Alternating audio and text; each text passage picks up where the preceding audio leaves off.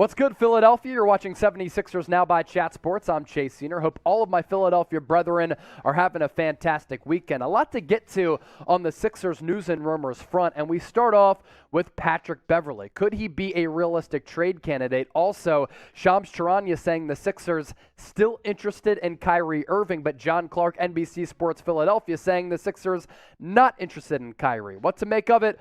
Who knows? What to make of Kyrie and what's going on in between his ears? You never know. But we start off with Patrick Beverley. So he was included in that Rudy Gobert trade that sent him from the Utah Jazz to the Minnesota Timberwolves, and in turn, Pat Bev traded once again. Remember a couple of years ago, he said the next 5 years are mine? Well, he's been dealt a bunch of times since then. That was in response to Steph Curry, and Steph Curry just won another NBA championship. So how's that working out for Patrick Beverley? Not all that good, but we know that Patrick Beverley is never scared to hold back from some punches. Why the Philadelphia 76ers are interesting here is because Beverley was sent to Utah, as we know. Are they going to decide to buy him out? Are they going to trade him away? And we know that Beverley has some Philadelphia 76ers connections, right? Daryl Morey was the general manager, and their time overlapped in Houston as Beverley was there from 2012 to 2017. He did play alongside James Harden, and Beverley, from a contractual perspective, somewhat intriguing because he only has 1 year remaining on his deal at $13 million. And we also know this about the Sixers. Come playoff time, they have been mentally fickle. They need to become better on the defensive end of the floor, much more tenacious. That's why they went out there and signed P.J. Tucker to that 3-year deal that pays him around $10 million per year, and they need more depth on this roster. And as far as Beverley goes, I think he'd be a really good fit. He would bring a whole lot of dog to a city that absolutely loves dogs. He's an elite defensive guard still at this point in his NBA career. Can you imagine what Tucker and Patrick Beverley can do and bolster for the Sixers defensive unit? That's a whole lot of bite right there. Solid three-point shooter, even though his numbers last year a little bit down as compared to years previous. He can either start for you or be a reserve, and Beverley does have some positional versatility. He can play a little bit off ball. In transition, if he's playing off ball, he could push the tempo a little bit, but he can also play a little point guard and handle some of those ball handling responsibilities. So I want to hear from Sixers fans here. The identity and what Beverley can bring to the table is everything that Philadelphia is about. Do you want the Sixers to trade for Patrick Beverley? I want to see where you're at here. Give me a T for trade or a P for pass. I'm fielding all of your responses in the comment section right now. Let me know if you have interest in Patrick Beverley. You take a look at what he did this past year for Minnesota. Another constant theme for him, every team that he's on, they end up making it to the playoffs. And obviously the Sixers have deeper aspirations than that, but this is a team that is a championship contender, and they could use a championship-like piece in Patrick Beverley. 9 points per game this past year, 4.5 assists. He averaged around 4 rebounds as well, as he's a pretty good rebounder for his guard size, more than a steal per game as well, and he was able to knock down about 34% of his three-point shots. Now, as I said a little bit earlier, he's a better three-point shooter as compared to that 34% mark. And you have to think, okay, if he's playing alongside Joel Embiid, who demands a lot of double teams down low, and with James Harden, who demands a lot of attention, as well as Tyrese Maxey, who can create and have that wiggle off the bounce, then maybe he gets some more opportunities to let it fly from deep, and he's open and vacant on some of those three-point shots, which will allow him to be around 37-38%, which is about his career average. I did cook up this trade idea because I put it in the trade machine. It works financially, and I do think it makes sense for the Sixers. There's been so much chatter and so much talk about the Sixers wanting to trade away Matisse Thybulle. They're in this win-now mode, and Thybulle's timeline right now isn't sped up to the point where he can really be a high-level championship-level contending piece because of his lack of three-point shooting.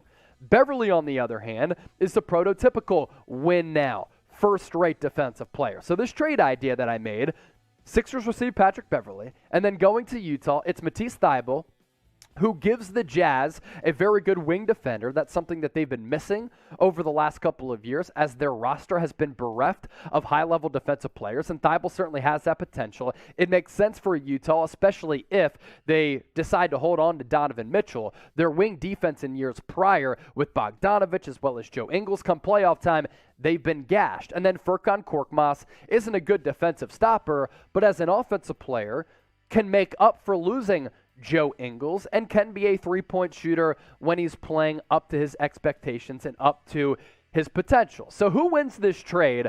I want to hear from you in the comment section once more.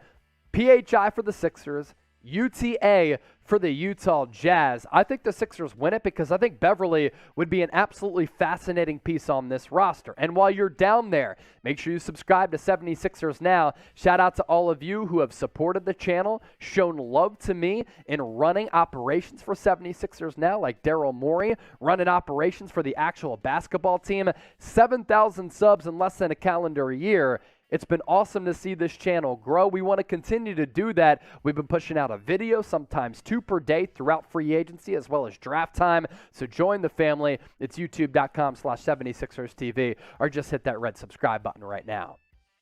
Let's get to the latest on Kyrie Irving, who continues to be one of the biggest storylines in the NBA right now. Shams Charania reporting on Sunday morning. A couple of teams interested, a couple of other reports we want to get from some notable media figures that we want to pass along as well. The Kyrie Irving latest trade buzz picking up as the KD-Kyrie duo nears a breakup in Brooklyn. And I've said this ever since the Kevin Durant trade request is made. The Brooklyn Nets, in my opinion, they're not going to build around Kyrie Irving. So if they trade away KD, they're not going to move forward with Kyrie on this roster. It doesn't make financial sense, and it doesn't make business sense at all going into the final year of his deal, given his lack of availability and lack of leadership skills to start building your franchise with him to kickstart your rebuild. So we first start off with Chris Haynes. He said this on Saturday night. Los Angeles Lakers, Brooklyn Nets actively engaged in trade discussions centered on a Russell Westbrook, Kyrie Irving package, league sources tell ESPN. Then he followed that up with this.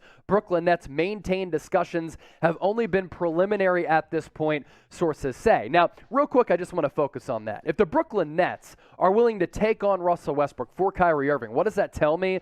There is no other interest out there across the NBA. That means that they have to settle for that type of package, and Kyrie Irving is the better player. Russell Westbrook, really expensive at $47 million. The athleticism gone downhill just a bit. The game has continued to trickle in a downward trajectory too over the last couple of years. If the Nets take back Russell Westbrook, I really think it reeks of desperation for just wanting to get rid of Kyrie and there not being any other offers out there. More from Chris Haynes on the Lakers-Nets trade talks. Draft compensation is an ongoing talking point for the Nets, and they want shooting guard Joe Harris, who is recovering from left ankle surgery, and his remaining nearly $39 million owed over the next 2 years included in the deal, sources said. The Lakers have been disinclined to the inclusion of Harris and are instead seeking the insertion of sharpshooter Seth Curry as part of the arrangement, sources said. There's also this from SNY's Ian Begley, who really does a good job reporting on the NBA. He said there's building optimism on the Lakers side that a deal can be done perhaps as early as Sunday. It's Sunday right now. As of now, no deal has been made official. As for what Mark Stein had to say just minutes ago as we're reacting to this on our live show, this is why you subscribe. I know Irving has been in Los Angeles this week, but that's not the source of my confidence. It stems from repeated rumbles and circulation that LeBron James is rooting hard for Irving's addition to the roster. James, I'm told, wants to see Irving in Lakerland more than anyone. And we know that LeBron James has a lot of power. We know that he has backed up and supported Russell Westbrook over time, but we also know LeBron James is going to be 38 years old in December. He's trying to chase a ring. I don't think this is a long play. If the Lakers do acquire Kyrie, it's a year-to-year play. But for LeBron James, he is on a year-to-year basis right now, given his age. While he's still playing at an elite level, he has to capitalize on him still being in his prime, coming off a marvelous season at his age, and bringing in Kyrie would greatly help out the Los Angeles Lakers. Now, just moments ago, I did say that Shams Charania had reported on a couple of other teams in the mix. He said this morning, and there are some conflicting reports here, but he did say, in addition to the Lakers, it's the Philadelphia 76ers as well as the Dallas Mavericks maintaining their interest in one of the more mercurial superstars over the last couple of years and last several years because you never know what's on the mind of Kyrie Irving. As for those reports, we'll tell you about them and relay them to you coming up here in just a few moments. But first, make sure you subscribe to our main Chat Sports YouTube channel, youtube.com/chatsportstv. We continue to grow like crazy. A big reason for that, all of your support and us just working hard to bring you the best NFL, NBA, and college football coverage. That link is below. It's youtube.com/chatsportstv. As for the conflicting report aspect of this, John Clark, NBC Sports Philadelphia, does a great job covering the 76ers and does have some inside sources on the inner thinkings of that organization. This was right after Shams had that report on one of his appearances. So without adding him, this is what John Clark had to say. I'm told despite reports, the Sixers are not pursuing Kyrie Irving. I'm told there were discussions internally about Kyrie and other players, but the Sixers never entered into actual talks with Brooklyn. As far as Kevin Durant, remember, he has a big say in where he will end up, and that there is true. As for the Sixers' trade assets, they did trade away Danny Green to bring in DeAnthony Melton, but they still do have some trade assets at their disposal that they could use in a trade for Kyrie or a trade for Kevin Durant. Obviously, the latter, less likely. Now, I would not include Tyrese Maxey in any of these deals. For Kyrie, maybe for KD, but that's really unrealistic. I'm a huge fan of Maxey, his game, and his growth, but he is one of the best young trade assets in the NBA. Tobias Harris can also be dealt as a salary filler. Matisse Thybulle, former first-round pick, has a nice little salary as well. He's affordable, and two-time NBA all-defensive player. Furkan Korkmaz, pretty affordable for a guy who, when he's right, is a good three-point shooter. And then Jaden Springer was a first-round pick in the 2021 NBA draft coming out of Tennessee. So the Sixers do have some player assets if they do want to make a big splash. Now, I wouldn't include those assets for a player like Kyrie Irving, especially if you bring James Harden back, because there were those reports about Harden and Kyrie not getting together and not getting along. So I do think it's unrealistic, but we're just passing you along the latest news and rumors because that is our job. As for the Dallas Mavericks, youtube.com/MavsTV, let's get to the Mavs on this front. Look, here's the deal with Dallas. You lose Jalen Brunson, and right now there is a need to fulfill and a hole that you have to also fill. And for the Mavericks, are you comfortable with having Spencer Dinwiddie kind of run your second unit, maybe even be your starting point guard? I don't think so. If you sign Goran Dragic, what does that do for you as an organization? Not much.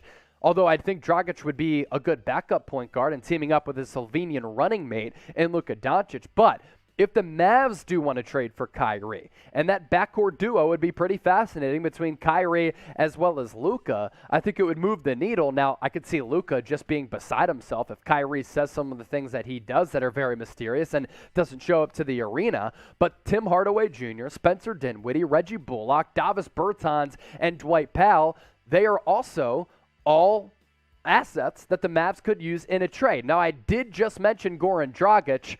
He is no longer an option for the Dallas Mavericks. We're reacting to this live as well. He has signed a one-year deal with the Chicago Bulls. The 2018 All-Star will help bolster an already strong Chicago backcourt. That coming from Jordan Schultz. So forget everything I said about Goran Dragic. He is not going to the Dallas Mavericks. Kyrie's next team. It will be where? Pick the destination right now. LAL for the Lakers, DAL for the Dallas Mavericks, PHI for the Philadelphia 76ers. If you think it's going to be a different team, I want you to comment which team it is in the comment section right now. Appreciate all of you for making today's show a part of your day. And don't forget to hit that sub button for the best NBA coverage year-round.